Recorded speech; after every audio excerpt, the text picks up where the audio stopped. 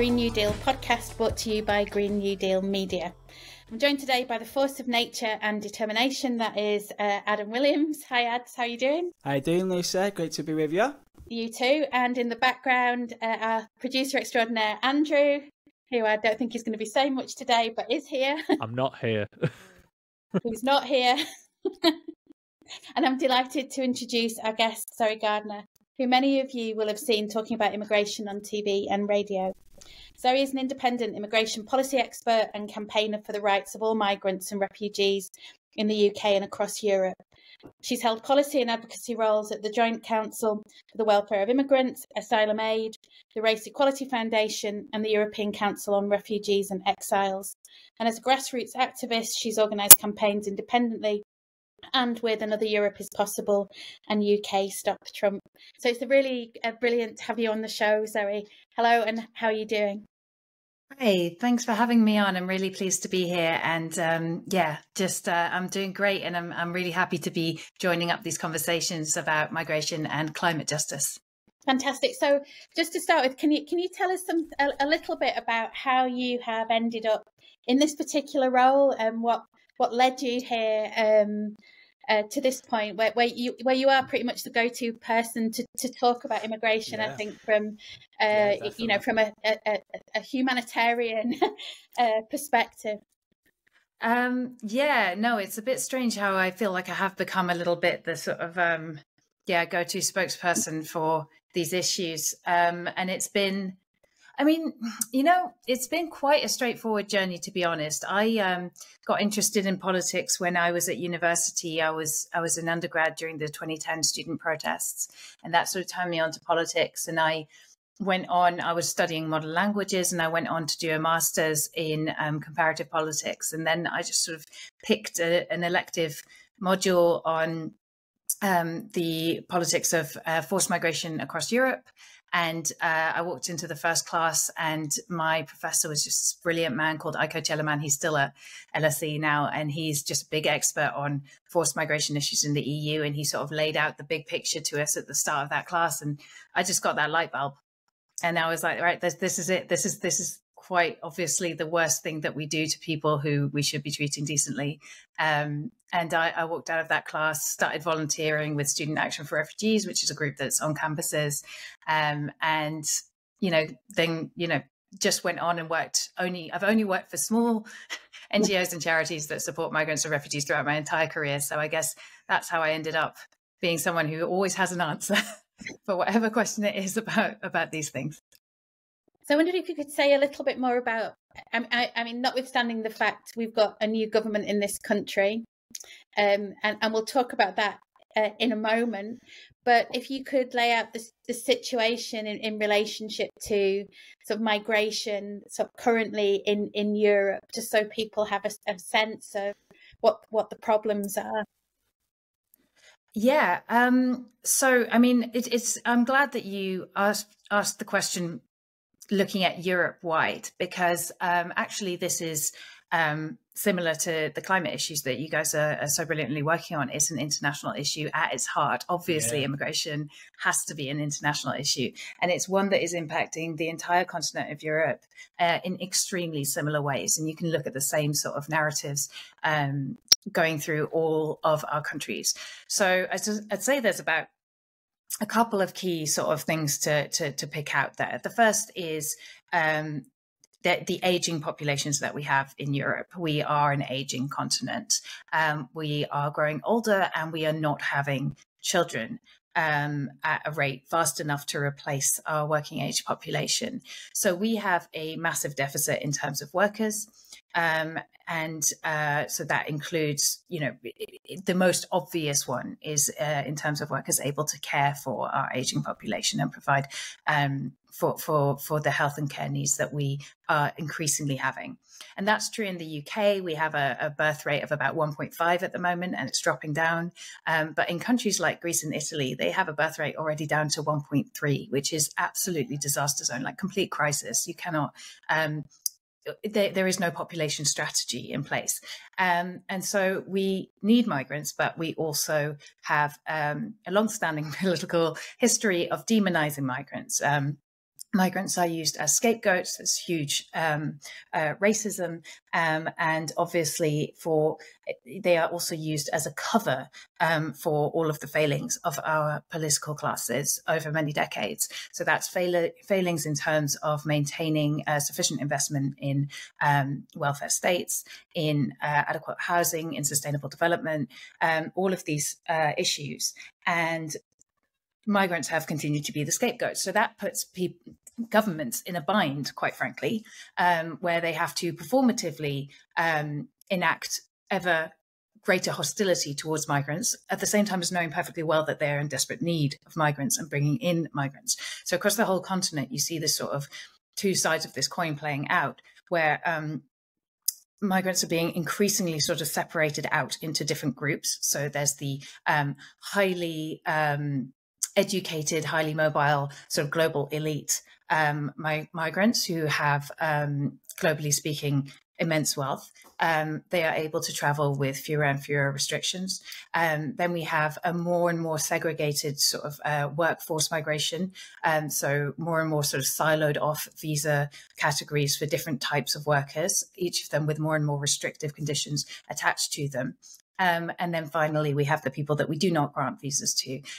Those are people very often fleeing from conflict, political repression, war, poverty, and other types of crises. And those people are at the absolute hardest brunt of these political realities of being the scapegoats. And the harshest policies of all are being enacted on them. And they are being held up as sort of the example to demonstrate this hostility that rhetorically governments have got themselves into the position of needing.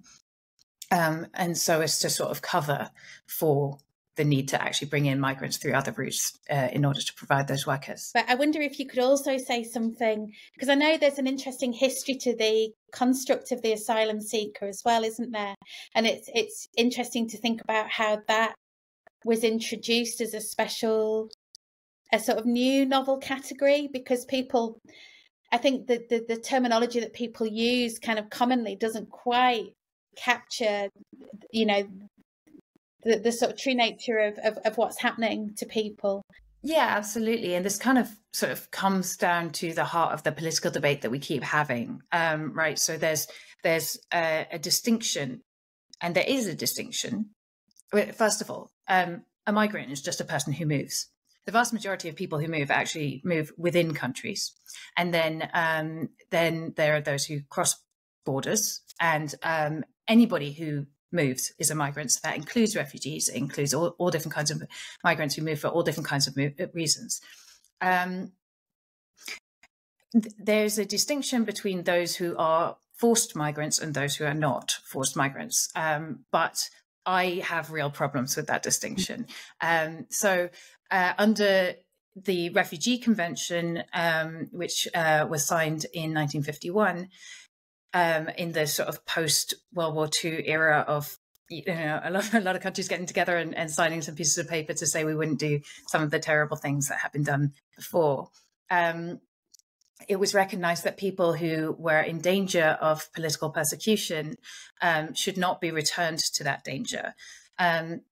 And so a refugee is somebody, strictly speaking, under the law, who has escaped from persecution because of their faith or their political belief, or because they belong to a certain group within society. So, for example, because they're gay, or because of their nationality or their ethnicity. And that's it. That's the very strict definition of a refugee, and only those people are really protected under the convention. Since then, in Europe, we've added on additional bits. So we understand also humanitarian protection, which is to protect people who are fleeing from generalized violence. So obviously you think of Syria, you think of Ukraine. And then that's it. So when somebody is fleeing abject poverty or climate crisis or any other type of combination of factors that in any sort of reasonable person's mind is still forced migration, failing crops or just like simply an absolute lack of opportunity to support yourself and your family. People do move for those reasons as well, but those reasons are not protected under the Refugee Convention. And those people are then potentially classified as economic migrants. Now, I think it is important that when we're talking about migration, we are able to separate out this much smaller group represented by people who travel irregularly and are seeking asylum from the larger group of immigrants who are granted visas and are generally coming for the purpose of work or study. I do think that's important, but I do also object to a narrative that then says that there are deserving refugees who have fled, for example, repression on the basis of their sexuality, and undeserving refugees who have fled abject poverty, climate breakdown, and so on. Yeah. Yeah, it's I mean, they all get completely muddled together, don't they? And I mean, that's a deliberate sort of element in the rhetoric and around this, I think.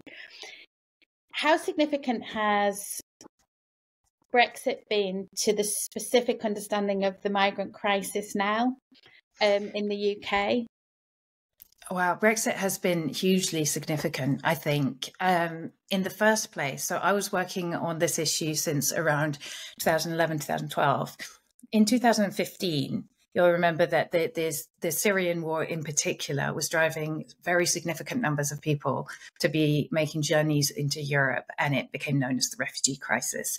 And your listeners will probably remember the images of Aylan Kurdi, who was the little 3-year-old boy from Syria who was washed up on a beach, whose body was washed up on a beach. And that image of that small child prompted a huge outcry and a huge amount of public compassion and horror at the idea that people were drowning trying to reach safety from Syria. But despite that huge amount of compassion that certainly did exist in the face of the 2015 crisis, there was also a political opportunity. And we were going into the Brexit referendum at that time, and Nigel Farage in particular used the threat of ever greater numbers of refugees from the Middle East to campaign for the need for Brexit. So he claimed, he stood in front of a poster, the famous Breaking Point poster that showed, a group of Syrian refugees would, although, to the casual observer, just looked like brown people. Famously, the poster said Breaking Point. And the suggestion was that, of course, by leaving the EU, we would avoid our responsibility towards brown Muslim-coded people coming to our shores. So I think a large part of the Brexit campaign, while it was also hostile towards certainly Eastern European immigrants benefiting from free movement in particular, it was very much the context of the 2015 refugee crisis that I think, was a factor in pushing that over the line. And what's ironic, of course, is that being members of the EU had nothing to do with our responsibilities towards refugees. There was no prospect ever of that changing, or of people asylum seekers no longer trying to come to the UK. And actually, I mean, we've seen that now. At that time, people who were coming here, and it is easy to forget that we did talk about it a lot then too, and we did perceive them as a threat then too. They were just coming in lorries and in trucks, far more so than in boats. The small boats crisis really, I think, does owe a lot to Brexit, though, because what happened was not only did we continually build up more fortifications around the trucks and the lorries and the Eurostar and all of the other alternative ways that people have been using to enter the UK. And so we just displaced routes, which is what always happens when you build up borders. You displace the people on the move. You do not make them disappear. Not only that, but also we're no longer a part of the distribution system around the EU for asylum seekers, which is called the Dublin Regulation. And the Dublin Regulation is incredibly problematic, but what it essentially does is it assigns which European state has responsibility for processing the claim of an asylum seeker. And the default is the first country of entry. But also there are measures to unite, for example, families, and there are also humanitarian measures for countries to take charge of asylum claims.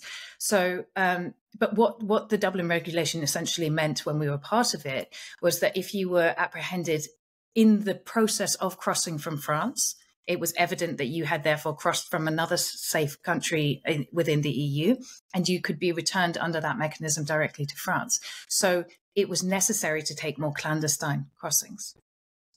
Once that had gone away, people who are seeking asylum want to present themselves to the authorities. They do not want to take clandestine journeys, which are extremely dangerous and which are controlled by dangerous people. And so the boats became a more obvious option, because the fact of being found in the process of making the crossing no longer meant that you were automatically potentially to be excluded from the UK. So it made the boats crossings more possible, and those are a much more visible way of entering the UK. And there is also the element that where people have not found safety across the EU. So, for example, if you may have applied for asylum in Italy and then experienced racism or just the failure of the Italian asylum system, or you may have been left destitute, or any other bad experience that you may have had in Italy, if you then go to seek asylum in any other country in the EU, they're part of that Dublin regulation and you will be returned to Italy, right? Because you're already in the Italian system and they have access to that database. So now anybody who has failed to find the protection they need in any other EU country can come to the UK, because we are no longer part of that system. So we have also become a destination of last resort for some people. Wow, that's really, I didn't know a lot of that detail, and it's really same. Start to have it spelled out. And parcel of that as well has been this racism around this is not a novel thing, right, at all. But it seems to have gone hand in hand with a sort of systematic endeavour to completely strip people of any semblance of shared humanity. And do you see that as, I mean, I suppose that's a deliberate ideological ploy on the part of some people, because there is this kind of resurgent far right, but that it seems to me that it's really ramped up. It's become it's sort of intensified recently, particularly around and sort of aligned with a kind of a very casual, kind of routine Islamophobia that is very rarely called out. So I assume you're seeing that all over Europe. Yes, definitely. That is prevalent all over Europe. And I think that you're very right to have identified that it is growing as a undercurrent of our conversation here in the UK. And there have been, obviously, Nigel Farage has been at the forefront of that, but there have also been extremely racist statements made by other leading politicians like Robert Jenrick and Suella Braverman about, how people are culturally unsuitable for the UK, and other sort of dog whistles like that. So I think that you're absolutely right that has become a bigger part of our conversation here. But it is very much the case that this has been the key part of the conversation across Europe. And I think that we do need to recognise that while we have massive problems of racism in the UK, and I think we're going into a dangerous time around that, comparatively speaking, it is a fringe position to consider that Muslims cannot be British, for example. And long may it continue to be a fringe position that we can hopefully eventually stamp out entirely. But in a lot of other European countries, it is a very, very mainstream position. Certainly, I'm very familiar with Greece. It is a completely mainstream position to believe that Muslims cannot be Greek. That would be a contradiction in terms. Right. So the level of racism across Europe is really, really, really stark, and it definitely plays into this. Yeah, I mean, that was really clear in the French elections as well, in terms of some of the positions of the Rassemblement National, in terms of actually beginning to dismantle one of those central tenets of, that's kind of post-French Revolution, that idea of the citizen being not necessarily aligned to anything nativist, but being about a kind of a form of political recognition, and that being unpicked. So it does seem to become more embedded. But it's really interesting to think about that in the context of what you began by saying about the necessity of immigration, given the demographic changes we're seeing across Europe. So what's the response? Because the key the sort of thing that you pick up if you look at X or social media is, this idea of being full. How and it's a powerful and it seems to make sense to people, because it goes hand in hand with the immiseration of huge sections of the population as a result of austerity. Yeah. So people are desperate. There's no doubt. People are impoverished. Children are growing up in poverty. And that's the kind of place in which that idea of the country being full begins to take hold. So I wonder how what, and I think the left isn't particularly strong in terms of being able to, to counter that with a really powerful story about equity and anti-racism and inclusion. So how do you respond to that kind of shift and the embeddedness of that discourse? Yeah, that is. I think that the problem that we confront all the time on the left is that the lie is simple, and the explanation is not simple. Of course, we are not full. That's not even a thing. So I have a few sort of straightforward one-liners that I would use. A place like Japan has a very similar landmass to the UK and twice the population. So job done, in my opinion. So, but more meaningfully, I think you are right. People can respond also to real circumstances that they are subject to. And, if you can't get a GP appointment and you can't get a dentist appointment and the trains are packed and cancelled and falling to bits, and, and there is this sense, this really, really overwhelming sense, I think, at the current time in this country of massive state decline. And obviously, as you correctly identified, this is the legacy of austerity. This is the legacy of a deliberate process of underinvestment. And I think that that's maybe where the change in this narrative needs to come from. It's not just sort of by the by that it has happened, that we're being told to blame migrants and that our welfare state and that our support services and that our communities have been underfunded.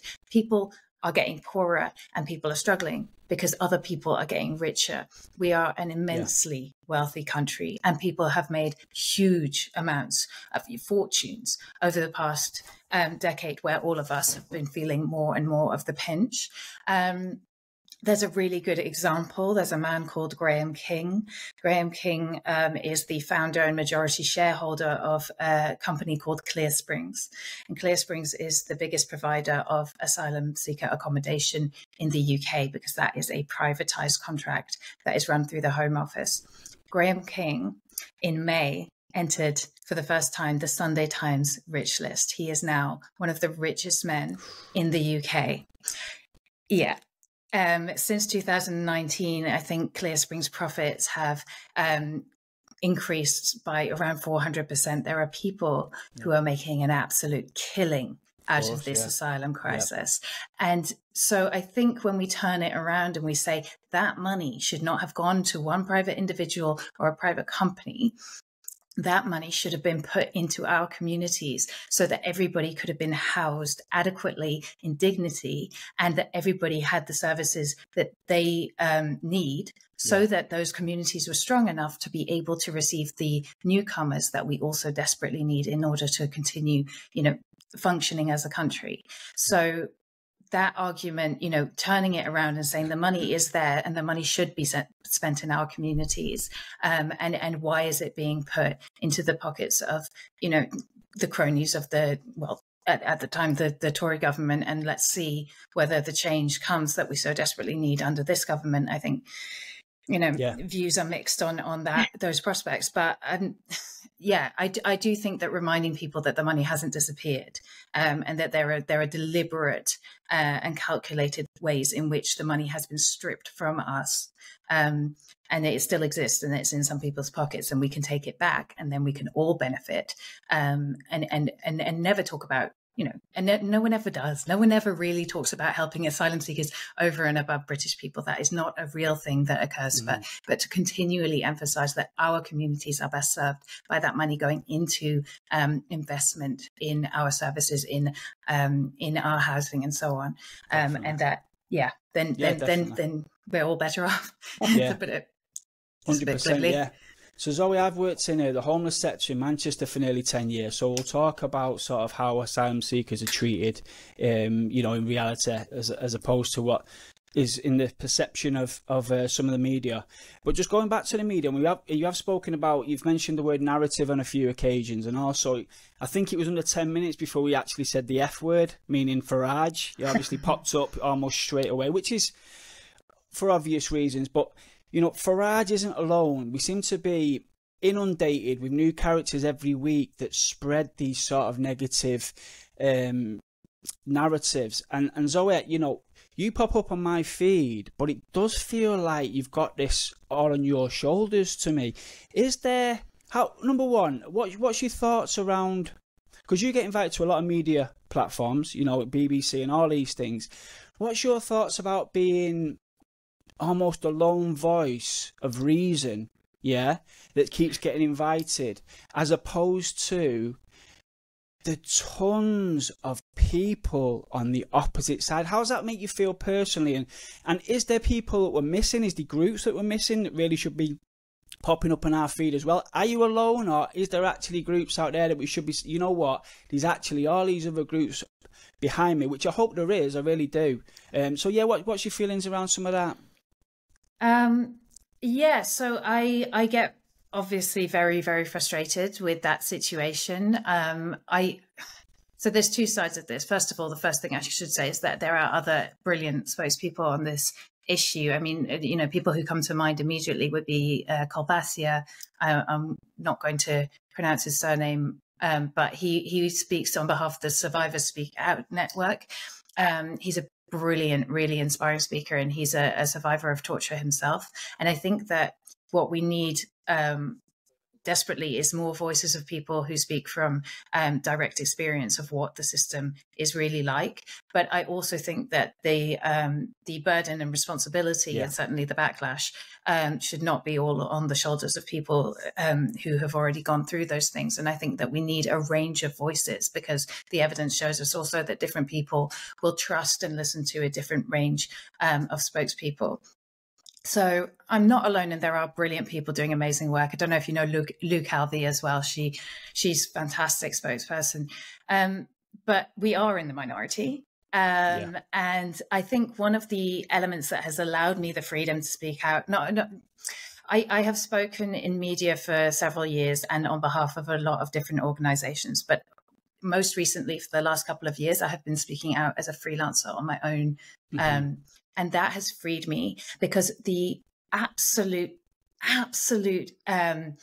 inequality in terms of resource that is given to each narrative. If you think about it, the number one issue motivating the last government was hostility towards refugees, right? And we had a single issue party that was extremely well funded by millionaires from the city, that also had as its one objective to demonize refugees and asylum seekers. And there are think tanks, so-called, with well-paid, and pseudo academics and so on, who exist and are funded to perpetuate these narratives. And on the other side, we have a small number of very small, very lightly funded charities that, for the vast majority of their work, are concerned with directly supporting some of the most vulnerable people in the country, and maybe have a one comms person and a policy person, and maybe an advocacy person,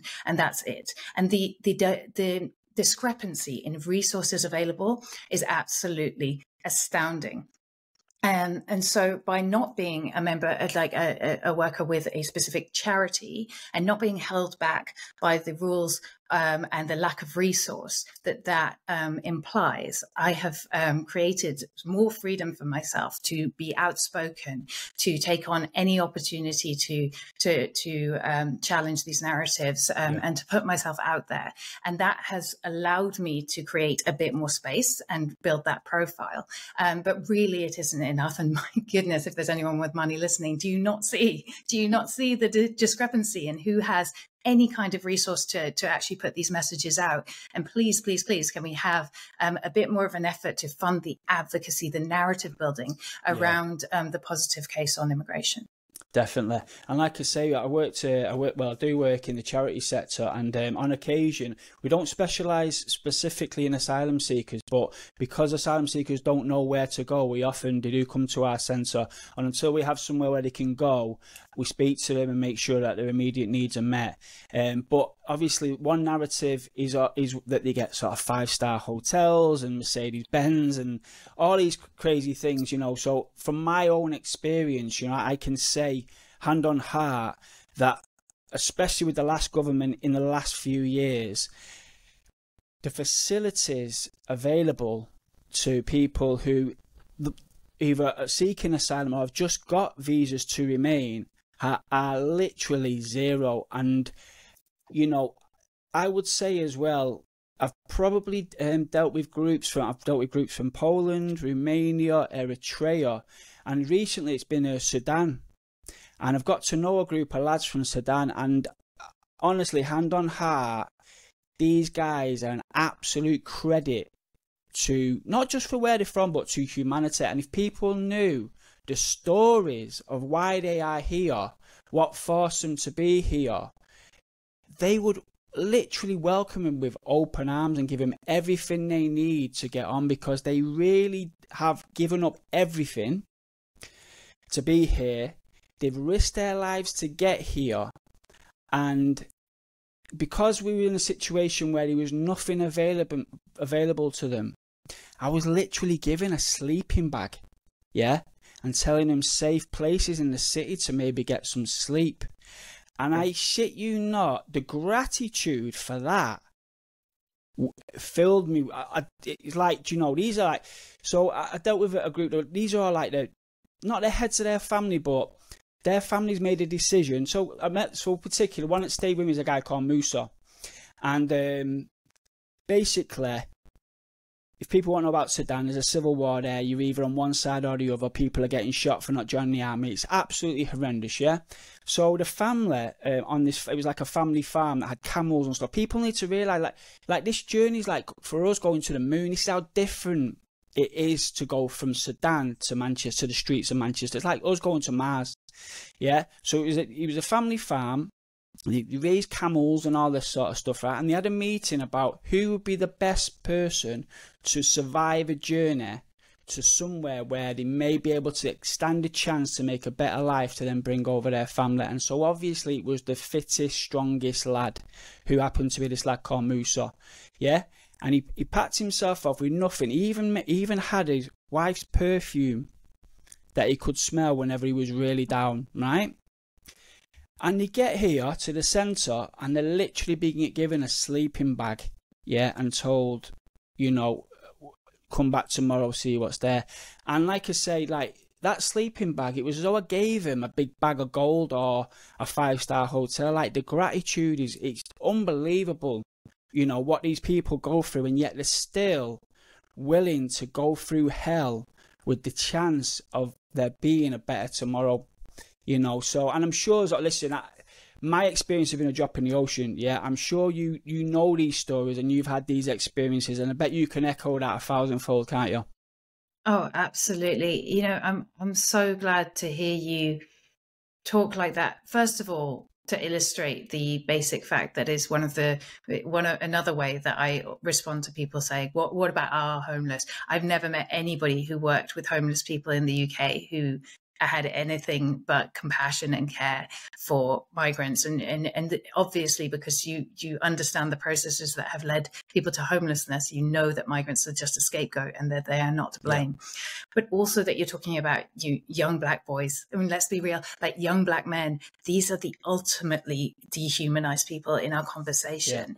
Yeah. And we must not give an inch to that dehumanization, because I'm constantly being asked, well, why are they men? I mean, would you send your mum or your daughter or the grandma on that journey? Yeah, or the 3-year-old child, yeah.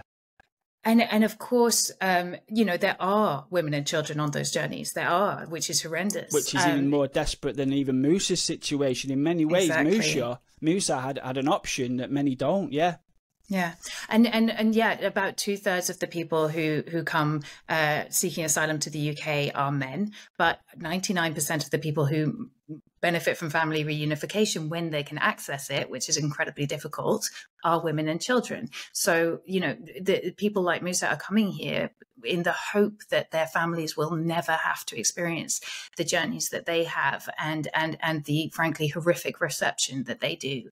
And I think you're so right in terms of, I work on this all the time. You might think that there's nobody on earth who could be more persuaded than me about the humanity and the deservingness of all these people who are seeking to come to the UK. And yet every single time that I do work that involves actually interacting with individual people who are in the process or arriving here and so on, I am once again, I mean, I hear that story about Misha, and yes, I know those stories, but I every time am reconvinced. And one of the great actual ironies of this is that there are so few asylum seekers and refugees in the UK that the vast majority of people, everybody's got an opinion, but the vast majority of people will not ever meet one, and they haven't met one, and their opinion is not based on having spoken to any human being, because I promise you that when you actually interact with any human being in front of you who is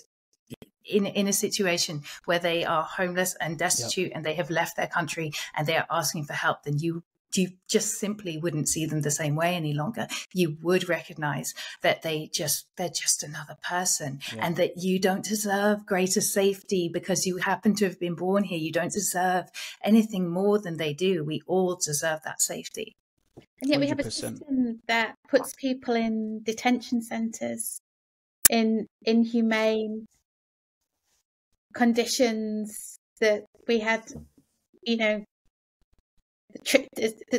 treatment of children in that situation, removing murals or removing anything hospitable. You have, putting people on a barge. Well, this is Robert Jenrick, isn't it? And I mean, he's one to remember, because he will be one of the front runners for the leadership of the Conservative Party now. And he is, I get chills thinking of his face. He is a demonic person. And I really mean that, because when we talk about dehumanizing, when we talk about, treating people like they are rubbish on the sole of your shoe, and he should forever be remembered for ordering that the cartoon characters that were painted on the walls of child reception centers for asylum seekers were painted over. He spoke about it publicly so many times that he wanted to embed this concept of so-called deterrence throughout every part of the asylum system, which essentially means making every part of the system as brutal and hostile and unpleasant and miserable as possible. That was his aim. He is evil. And we must always remember how he treated the most vulnerable, the most despised, the most marginalized of us when he is running to lead the party that, potentially could lead our country again. And he really is scum. Yeah. I suppose that's the tension, isn't it? Because you have people interacting with people, and then you have a system. You have also these structural, these systemic problems, and you've written really interestingly about the Home Office as the kind of apparatus that deals with that, and you know, you say the Home Office is dominated by a culture of hostility, rife with incompetence and driven by a bunker mentality that hampers effective cross-departmental working. And you say it ought to be abolished. And I think that's a really, you know, it'd be really good for you to say more about what we should replace it with. But you have these individuals in these positions of power who are systematically stripping people of any shared humanity, of any sense that we owe each other something as human beings, but sort of being part of a system that facilitates that. So what do we need instead of, you know, the current way of managing this process? Yeah, I think that there is, I absolutely think that there is just an embedded and very deep-rooted hostility within the Home Office. They see themselves, or have seen themselves for a long time, as a line of sort of defense against migration, and they do not have any kind of conversation, I guarantee you, that is anything like what we're talking about now, that recognizes people's humanity whatsoever. They see themselves as essentially border guards, but, you know, doing it in suits. And what's interesting is that then you think about the border guards themselves, and, you know, they are unionized through a union called CPS. And in many cases, they have actually stood up against some of these most horrific of measures. So, for example, when Priti Patel was Home Secretary and she was advocating for pushing back migrant boats in the Channel, which, side issue, is actually now Reform's official policy. But when Priti Patel was trying to make that happen, one of the many ways in which she was scuppered was because the CPS, the border force, unionized workers said, we will not participate in that. You cannot, and if you try to make us participate in that, we will strike. So there is power as well as hostility within these structures. And I think that it's certainly very easy for somebody in my position to consider a sort of us and them mentality. And I think that, I have to remind myself always to remember that there are decent individuals in a lot of different ways, acting in lots of different systems. And that if we can bring people on board with us, even if not all the way, I think this is, sorry, I'm going off on a bit of a tangent, but this is something I've been thinking about recently, which is, I don't know if it'll be relevant, but so little of, you know, political work is really actually about changing people's minds. Yeah. I think we imagine that it's about changing people's minds. It's very rarely do you ever have a situation where somebody goes, oh, you've completely changed my perspective on that. It's great when it happens. It's going to happen a couple of times in a lifetime. Most of the time, it's about building the power of the people who are already with you and bringing the people who are potentially with you maybe just a little step further towards acting in a way that reflects, a better world that is possible. Far more so that than it is about actually, you know, changing the mind of the person who is, you know, the Robert Jenrick or the Home Office robot who is there to refuse asylum applications. You know, the people in the Border Force Union who are willing to draw a line and go out on strike if it comes to it, to refuse to conduct pushbacks in the channels. Those are people that we can and should be working with, because that is where actual movement and change can happen. So yeah, I find that relatively sort of a hopeful way of looking at things. If you think, oh, I've got a racist uncle and I'll never change his mind, keep having conversations with him, because he'll never turn around and say, oh, actually, you were right all along. But every conversation might move him a little way, and that is incredibly valuable. Yeah. Just very quickly, just going back to the charity I work for, I just really want to point out as well, in the thousands of volunteers that I've seen come through our doors, the people that claim things like we need to look after our own, these sort of flag-shagging boomers, they do not come to volunteer. They do not come to volunteer. Believe you me, I speak to our volunteers every week. We get new ones all the time. That cohort that claim this, claim that, They're not coming to see it for themselves. So I just wanted to make that point. I know it's anecdotal, but we're talking thousands of volunteers over, nearly 10. Oh, absolutely. Yeah. I mean, if you think of all the people who respond to my Twitter, every single person who has ever responded to my Twitter and has said, what about our own? Yeah. I can't respond to all of them and ask, what do you do for them? I would support you. What are you doing? Because none of them are doing anything. Yeah. It's just disgraceful. It's pathetic. It's absolutely pathetic. And if they did, you know what, Zoe, if they did, their minds could potentially be changed. They really could, just through the experiences I've had.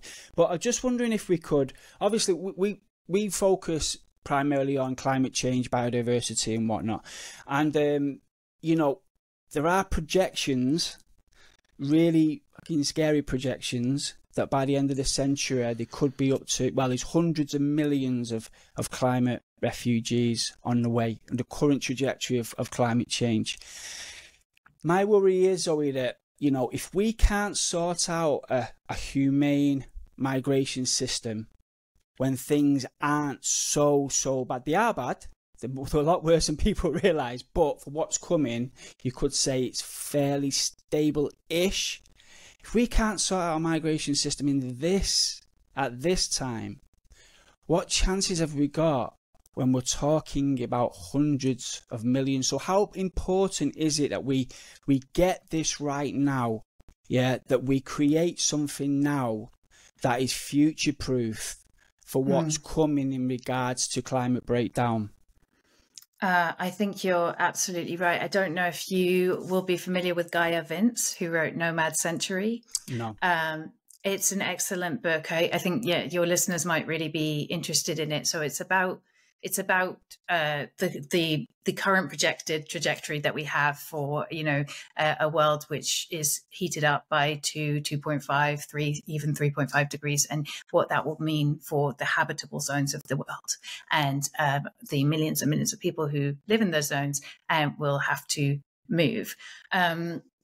And the way she describes it, I think is just so powerful, because it's just completely in agreement with my perspective, which is, I suppose, sort of, more in that space where we are now, where things are really not that dramatic. And yes, people are forced to move because of climate breakdown, but largely they move internally.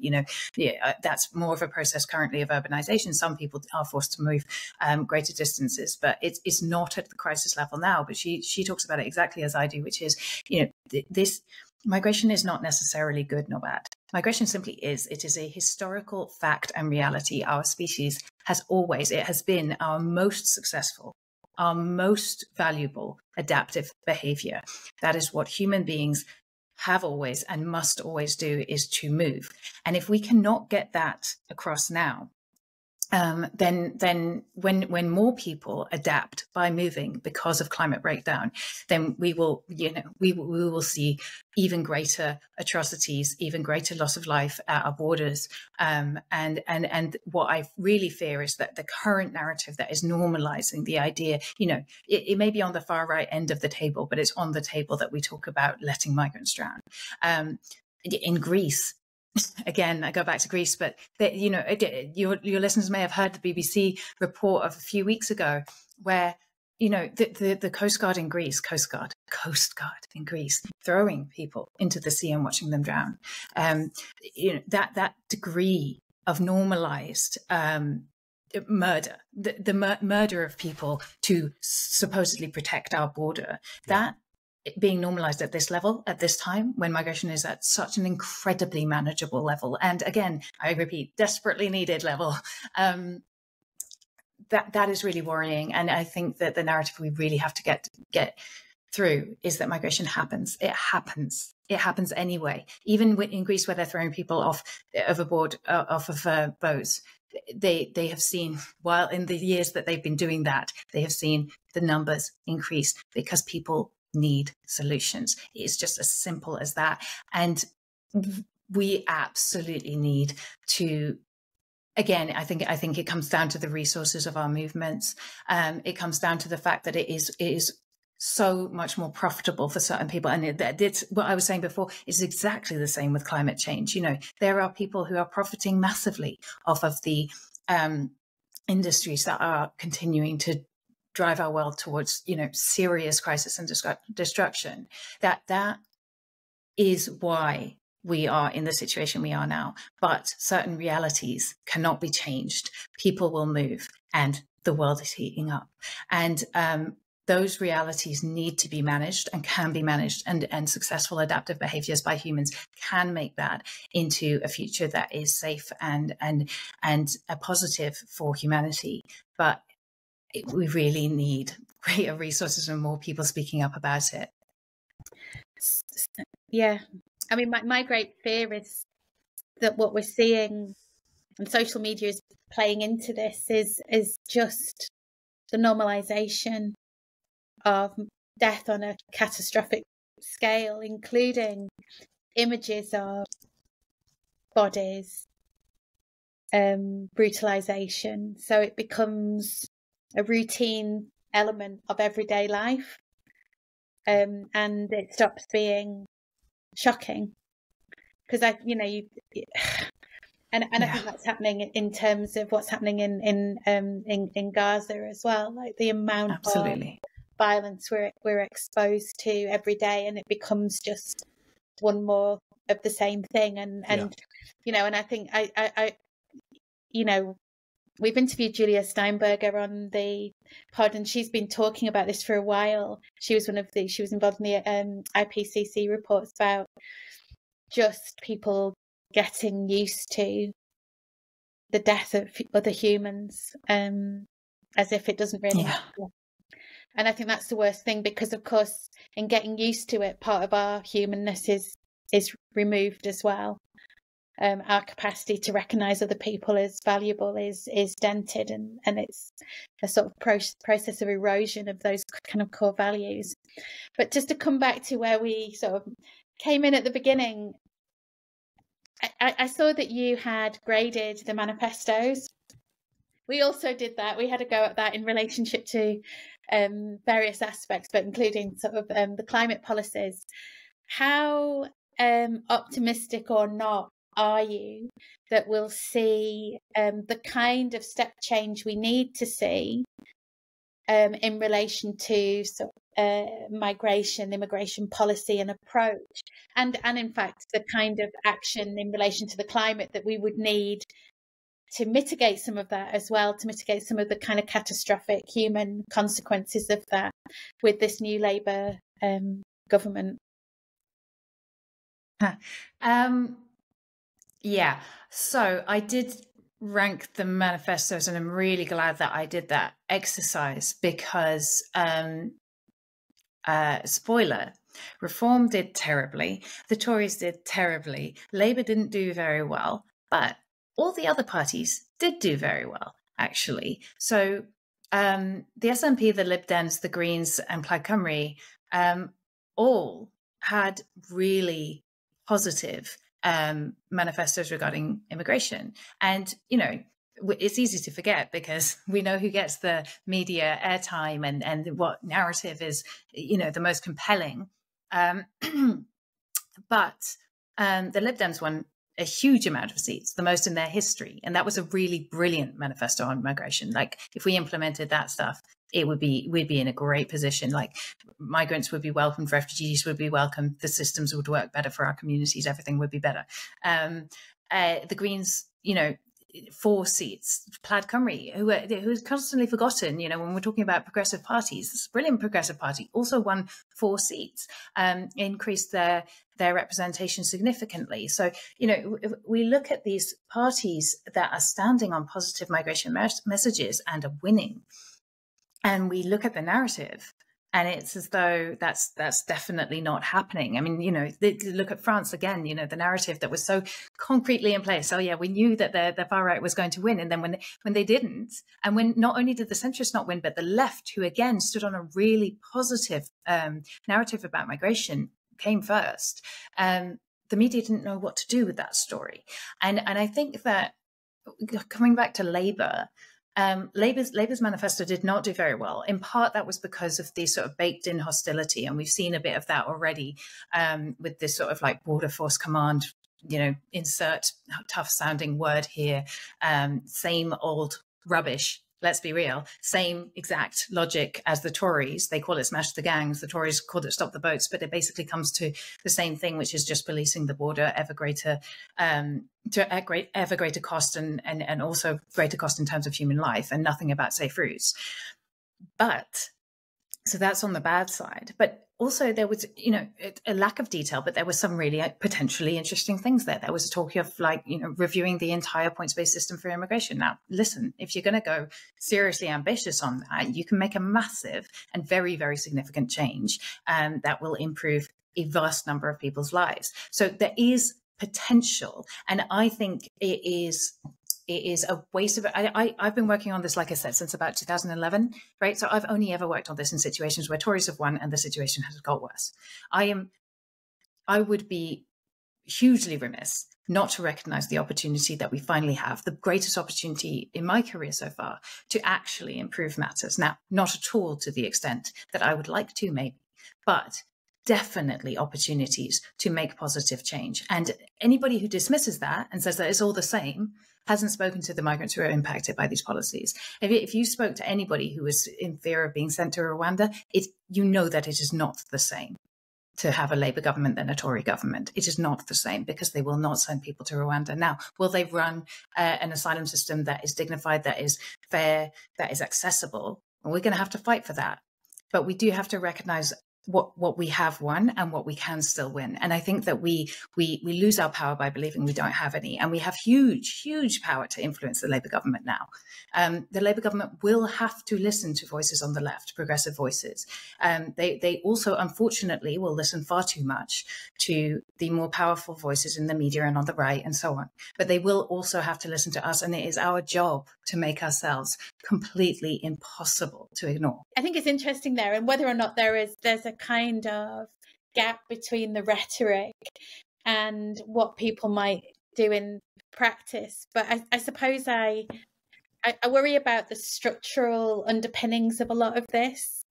I think where you have profit making, often that is absolutely at odds with what can be good for people. And I see this in social care and how the social care system works, and in where you have private companies kind of profiting on human misery, as you say. You would need something really fundamental to sort of shift that. But I think you're right. I think it's not, we shouldn't sort of understate the significance of even small changes, given the horrendous nature of conditions under the last government, plus the kind of collapse of those things as well. Because not only, I think, was it brutal and inhumane in sort of policy, but it's underpinned by a kind of collapsing system. So none of the things, nothing worked, did they? So I mean, either and towards the end of that government's time. Ads, do you have any further questions? You know what, you've educated me once again. Like I say, Zoe, you're always popping up on my feed, speaking loads of sense, fighting a good fight. And, like I say, because I've got a connection to some of these guys, I really do appreciate those that do that on our behalf. So, yeah, keep up the good work. It's fantastic what you do. And, link us in with other people as well, because it's a heavy load. It's a heavy load, It's the same with us when we talk about climate change. There's not enough of us, we need to spread that out as well. So, yeah, link us in. And like I say, thank you so much for everything that you do. It's awesome. Yeah, amazing. It's been brilliant to speak to you. And for the way that you set this out so clearly and powerfully, I think it's a massive skill to be able to do that. So thank you. Yeah. I appreciate it, and I really, really appreciate the work you guys have done. And I have to say, over the course of the election, I've really loved you guys' output. It's been fantastic to see what you've been doing. So thank you so much for that. Oh, thank you for that. Appreciate it.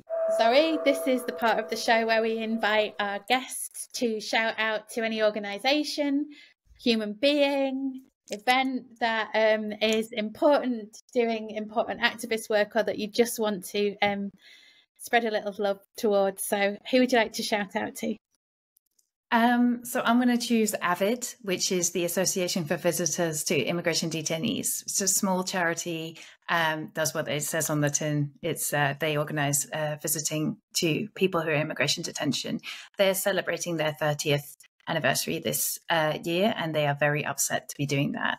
And AVID is one of those organisations that really tries to exist for the purpose of no longer having a purpose and therefore no longer needing to exist.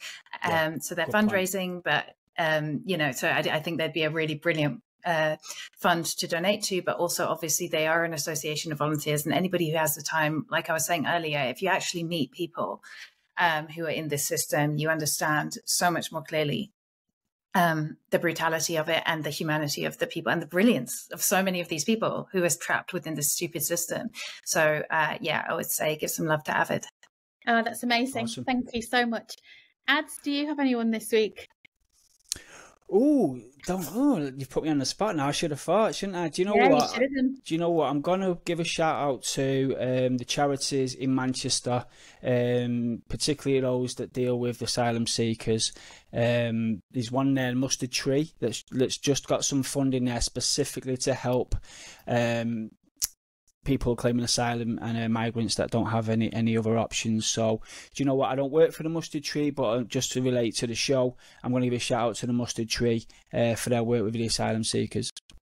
Fantastic. I'm just going to say a big thanks to the French left. Yes.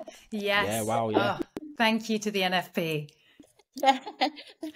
Stay strong and stay united, please. Exactly. Please don't fall apart very quickly. At least for not straight away. Yeah. For giving us a bit of hope, a little bit of a dream there in France. Do you know what I mean? Absolute hope. And I was so worried about what might happen. Same. If the Rassemblement National got in and they weren't successful. I don't think they're out of people are out of the woods. No, but it just shows you that collective action and people being prepared to do something for a greater good. Yes, like step aside. Yes, is the way to go. So that's my shout out. Brilliant. So that's the end of the show. I just want to say a huge thanks to Zoe and a huge thanks to all our listeners and everybody who's doing their bit.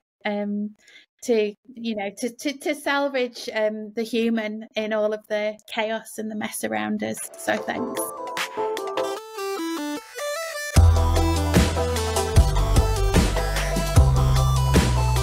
We'd like to say a massive thank you to all our supporters on Patreon, and a special shout out to our top tier patrons: Barbara Burke, Pierre Munt, Jill Burke, Jolyn Stone, Karen Taylor, Lizzie, Marie-Louise O'Hanrahan and Steve Smith. Thank you so much for your support. If you'd like to join these amazing people and support the show, head to patreon.com/G&D Media UK. And if you can't afford to help us out, please leave us a review on iTunes, Spotify, or wherever you get your podcast. Thank you so much.